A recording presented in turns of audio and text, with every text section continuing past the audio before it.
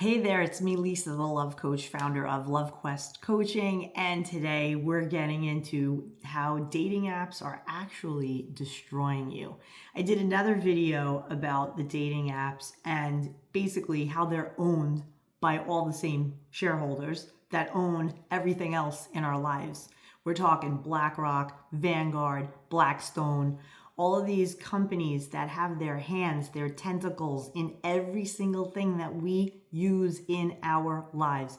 Dating apps are no different. So we're going to get into this, right, more specifically about the fact that these companies, they don't really care about you finding someone. They're more profitable when you're alone and single.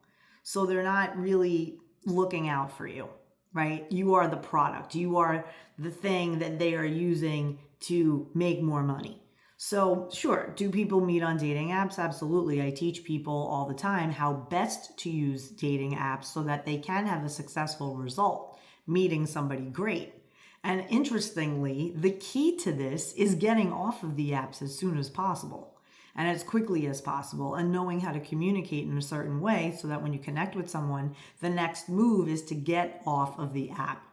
But for the people out there who don't know how to do this and they find themselves wanting to get off of an app, but they really believe that there is no other way to meet people. Maybe they're incredibly busy with work. Maybe they have a pet and a child that they have to take care of. Maybe they have other things going on in their lives where it precludes them from going out and being social. Maybe they don't have friends. Maybe they find themselves very isolated and alone. And this is the type of situation where these people go on dating apps. Imagine it. They work all day, they come home, they eat something, they walk their dog, tend to their whatever after work, the whole settle in. And then they get on the phone and they're watching a series and they're scrolling on a dating app. And this is what these companies want. They want you alone, isolated, and scrolling. They don't care on what. They just want you constantly scrolling. So if you are a single person and this is the only way you believe that you can meet somebody, then you're perfect prey to their predatory, capitalistic, greedy, awful antics. Okay, so you're buying right into it. So the key here is learn how to use these things as a tool or get off of them altogether. And we're going to get into exactly how dating apps are destroying you. And my intention here is to motivate you, inspire you, and empower you to get off of these apps. You don't need them. I'm 50 years old and I met my husband at a mutual friend's dinner party, right? I was out in the wild and I met my husband at 50.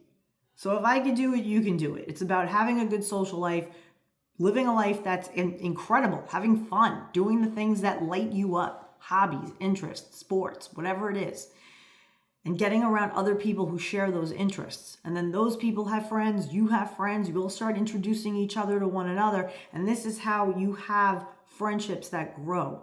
We have a lot of people who are isolated and alone and they wonder why they're single. They're not doing anything. They're going to work, they're coming home, and then after COVID, everybody started working remotely. So all your work friends, you don't even have them anymore except two-dimensional on a Zoom call. You're not hanging out after work. You're not grabbing lunch together. There aren't any significant ways to be out in the wild as often as you need to be in order to meet someone really great. So let's again focus in on how dating apps are destroying you. Number one, it's very important to know dating apps are designed to promote a culture of rapid rejection, which leads to low self-worth. So back in the day, in like the 90s, when I was in my 20s and there were none of these dating apps, you would go to a social function, a concert, out at the bars, club, restaurants, wherever. And you were zoning in on potential mates. Your mind was wired differently than it is now. And so let's say a girlfriend and I are out, it's a Friday night, we're doing our thing, and we see a group of guys, one of them's really cute, we would put ourselves in their proximity, smile at them, and they would most likely ask us, hey girls, what are your names? What are you doing? Do you come here a lot? Blah, blah, blah. And we'd start a conversation. That is gone. And it's been replaced with on your phone, rejection, rejection, rejection, rejection. So that rapid rejection, right, is what was introduced into society. It's terrible, right? It hurts. It's hurtful. It is using people as disposable, right? It's not having this explanation even. Just no, ick, gross, fat, awful, cross-eyed, like you become really judgmental and you're making these snap rejection judgments on people. So like there's stats to support this. So I'm going to share a few. Okay. So there was a study in 2020 in the BMC psychology, and it found that repeated rejection on dating apps is associated with increases symptoms of depression and anxiety, especially among men. So 45% of online daters report feeling more frustrated than ever. They're not hopeful. And this was according to Pew Research in 2020. So 45% of people online on the apps, they say they're more frustrated than they are hopeful. So imagine this. You're on a dating app trying to find your beloved, and 45% of the energy on that app is negative. You cannot attract and manifest a positive outcome of love in a negative, hopeless environment. It's very, very difficult to do that. So the thing with rejection is that it activates the same regions in your brain that are activated when you feel physical pain, right? So like when you bang your elbow or stub your toe or feel something prick you, like a pinch or something where you're like, ow, that same part of your brain is being triggered by rejection over and over and over and over and over. So you're putting yourself in pain. And then it conditions users of dating apps to internalize their sense of unworthiness. This is super dangerous. This is going to definitely jack you out, make you depressed. Second way, dating apps destroying people. It reinforces superficiality, right? It's eroding actual connection. Go back to my example before. Here I am, 23, 1994, Nirvana is playing, and I'm in a bar in Hoboken, New Jersey with my college friends, and we see a pool table, and there are guys there, and we want to throw darts and play pool and hang out. So you do this, it's an activity, and you get to know each other, and you're talking, and where'd you go to school, what did you do, blah, blah, blah. And this person's fun, and I like them, they're funny, and they were cute, but now they're like really hotter because we got to interact. That's gone. So now it's just two-dimensional, flat, you're looking at 4 pictures, 6 pictures, and you're like, how long does it take before I get the ick? Scroll, swipe. Terrible. Superficiality, no good.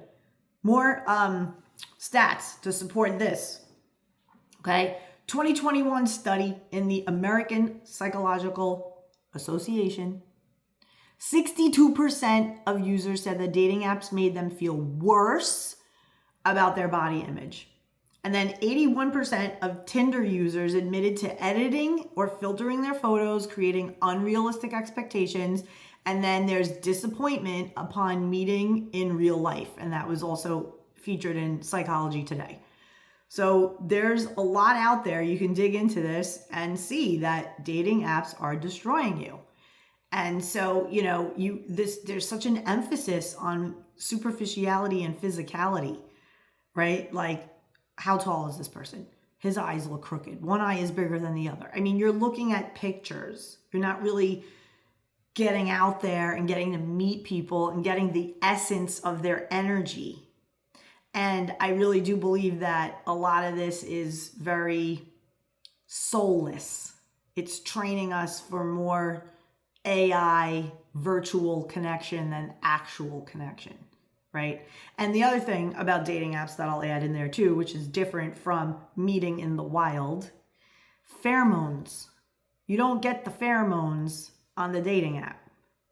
The pheromones is the scent of someone, and it's primal, and it stimulates the part of our brain for attraction, right? So I don't know if you were ever out and about, but somebody walks by, it could be a girl, and you smell her shampoo, you smell her perfume, or you smell just her, and you'll be like, oh, that girl smells amazing.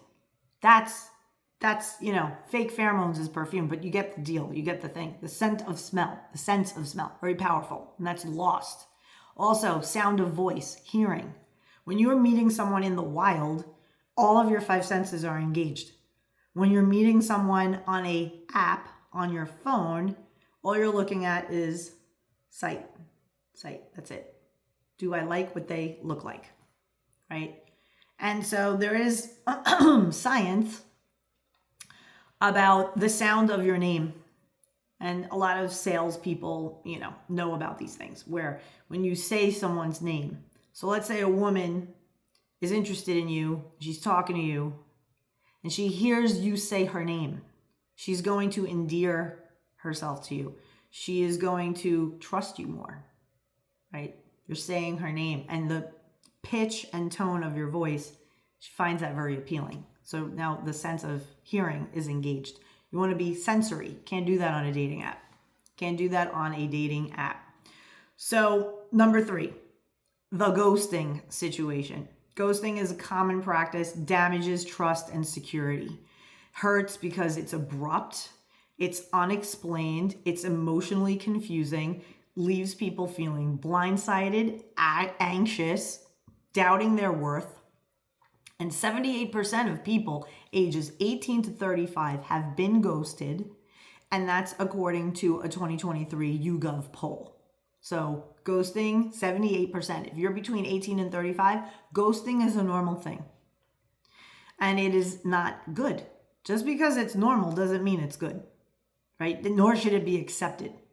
So when I'm working with my clients who are older, yes, I do coach people of all ages, but typically the people that hire me are between the ages of 35 and 55. They're the ones who are saying to me, I'm on a dating app and I don't get it. These people just ghost me. I mean, we're talking, we're getting along, and then all of a sudden it's nothing. Complete nothing. And they look back at the time that they invested in this back and forth for a week, thinking it would result in a date, thinking it would result in let's meet up. And it doesn't.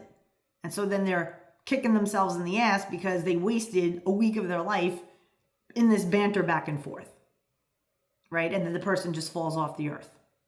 So there was a study, University of Georgia in 2021 found that those who were ghosted, the people who get ghosted, they report higher levels of emotional stress, distress, lower self-esteem, and increased rumination. Constantly thinking, what did I do wrong? What if I'm this? What if I'm that? Am I to this? Am I to that? That's rumination. You're spinning your wheels. You're overthinking, putting yourself into a state of anxiety, just an unsettled state. And then you start to ruminate about your future. I'm never going to meet someone. This is ridiculous. I can't meet anyone. Nobody likes me. And you're beating yourself up more and more and more. Get off of the apps. Get off of the apps. They're destroying you. So ghosting is emotionally abusive, right? So when people are doing this, know that if you are watching this and you ever ghosted someone, you're basically being emotionally abusive to somebody, right? And so what do you do instead? So this is where we dig deep and we say, if it's not a fit, then you can just say, I went on a date yesterday and I met somebody great and I really like them. They understand they're on a dating app. That's what happens. At least there's closure. At least there's the respect and the decency. Plus, it's good dating karma. And dating karma is a thing, right? If you behave really well when you're dating, you treat people kindly, respectfully, you will up your chances of meeting somebody great.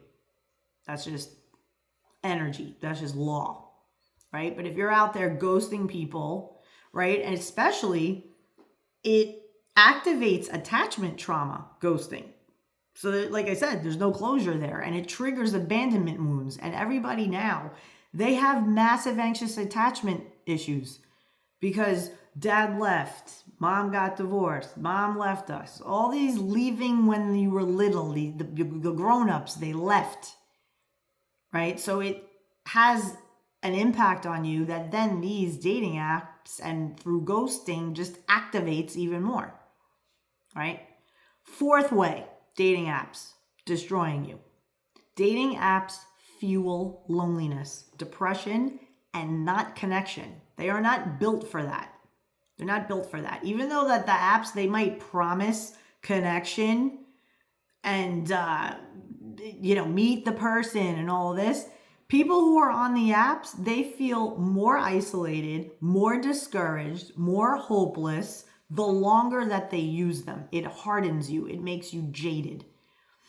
And in a 2020 study in the Journal of Social and Personal Relationships, online daters are significantly more likely to experience feelings of loneliness and depression than the people who meet people in real life, in the wild, as they say. 1 in 3 adults ages 30 to 49 have used dating apps. 1 in 3. That's according to Pew Research 2023. This is legit. So 1 in 3 adults ages 30 to 49. That's like your massive meeting age range. Dating apps. Yet, rates of singlehood and loneliness are higher now in that age group than ever in history. So endless swiping. Swipe, got the ick. Eyes are too close together. Eyebrows are too crooked. This creates decision fatigue. Paradox of choice, right? Less satisfaction, more burnout. You're just there scrolling. Superficial. You're not engaging all 5 senses, as I said earlier. Number 5, fifth way, dating apps destroying people. They are engineered for addictive behavior and dopamine dysregulation. So the dating app people, the engineers, the people who created these apps, many of them also worked for companies gambling, online gambling. They use a lot of the same type of programming, the same type of noises, the visuals, like when you meet with somebody on an app and you have a match, boom, and it makes like a thing and confetti and whatever. This is all on purpose. It's to hit you with dopamine, right? It's the same psychology behind slot machines. Ding, ding, ding, match, cherry, apple, right? You're like, oh my God, it's the same. That same feeling is excited in you. Tinder reports 1.6 billion swipes per day.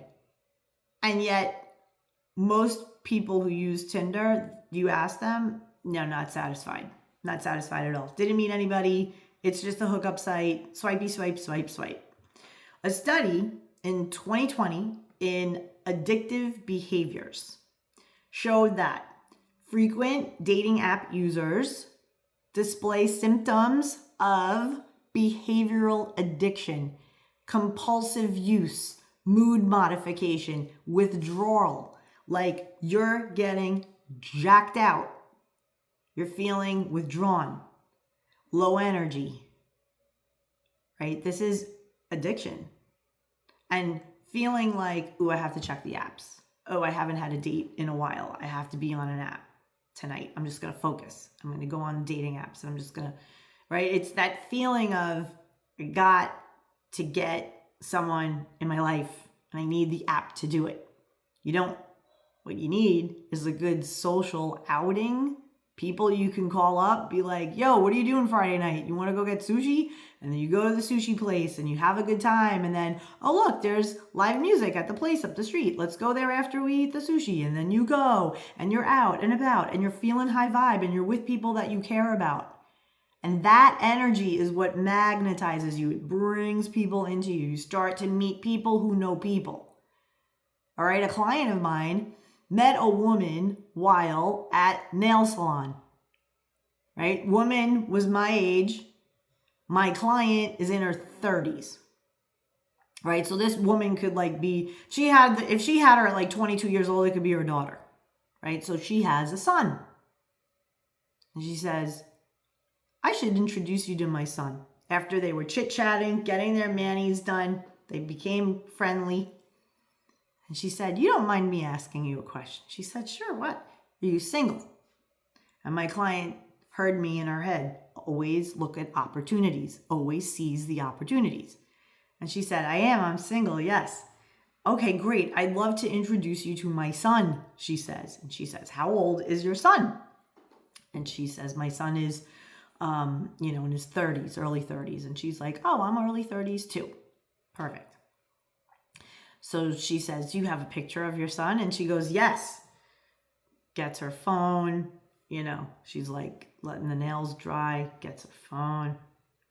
There's a picture of me and him from like a week ago, Mother's Day. Bam. She's like, oh, he's really handsome. And she's like, he's a good guy. He's super picky, very professional. He's very picky, but I want grandchildren someday. So he said, Ma, I trust your judgment. You go find me the perfect girl. And she said, wow, I'd really like to meet him. So she FaceTimes her son right there in the nail salon. And she's like, hey, hi, what are you up to? Ma, what are you doing? Where are you? Okay, chit chat. Hey, listen, I'm sitting here with Samantha. Who's Samantha? Samantha is my new friend. Say hi, Samantha. She puts the phone. She's waving at him. And he lit up. He goes, well, hello, Miss Samantha. And he's like, where are you, Ma? He's like, I met her at the nail salon. I'm at the nail salon. We're drying our nails. And we just started talking. And I figured I'd introduce you, make an introduction. And Samantha says, I have a new nice manicure that, I'm going to either stay home tonight and admire it by myself, or maybe we can get together and meet. And I was like, damn, I'm teaching my client the right way to flirt. So he laughed. He said, well, I have plans tonight, Samantha, but I'd love to exchange numbers. So I'm going to ask my mom to get your number to me, and we'll take this conversation, to the next level. And I look forward to meeting you. And she's like, me too. Hangs up, exchange numbers. Long story short, they went out, they hit it off. It's all good. And now client is with this guy already. I mean, this was like last year. And they're still together. So there's that story. In the wild, meeting people, everything you want in life comes from other people. She wasn't even out looking for dudes. She was getting her nails done. High vibe, feeling good, loving the color, so nice. Meets this random woman, strikes up a conversation, open energy, no dating app. Met a guy through the mom, they're together now. So go out in the world, get off of these apps, get out in the world and start to talk to people.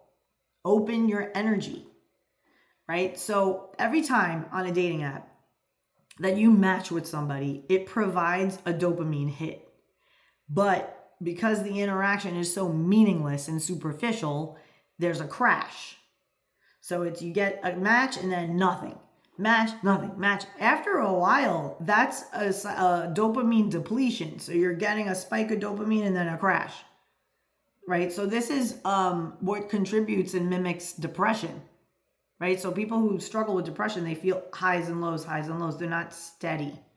And this psychopathic, awful dating app engineering crap is designed to do that to you, okay? So dating apps, just to be clear, they exploit psychological vulnerabilities, anxious attachment, dopamine, needing for validation, fear of rejection, desire for connection. But you end up feeling emotionally exhausted, insecure, lousy, hopeless. It puts you in a tailspin. So what I encourage people to do is explore your life as it is. Where do you need more activity, friends, hobbies, things that interest you? Go do those things. And in the spirit of that, you will meet new people. And then those people, you'll be able to go out and about and enjoy your life with them. So if you'd like more info like this, I want to hear from you in the comments, right? What's your experience on dating apps? Do you feel depressed, pissed off, like you want to throw the phone out the window when somebody's like matching you and then they talk to you and then they ghost. Like I would imagine it's just so exhausting, depleted, awful. And maybe people who are watching this were on apps and they were thinking of getting off the app. So I'm hopeful that this is the encouragement you needed to hear, the sign you needed to do that. And if you want to create a life so fantastic that you do not even need to go on a dating app, let's connect, right? I offer a free love life assessment. You can check that out. The link is in the description. You go over to my website, lovequestcoaching.com. It's a free assessment. You answer a bunch of questions. I read them. It's not some AI bot thing. It's me. And then I respond to you with a very detailed report via email, totally for free. So you can check that out. Again, comment in the comments. I want to hear your thoughts. Like the channel. No, like the video. Subscribe to the channel so that when this party starts again and I post another video, you will be first to see it. All right, until the next one. Bye.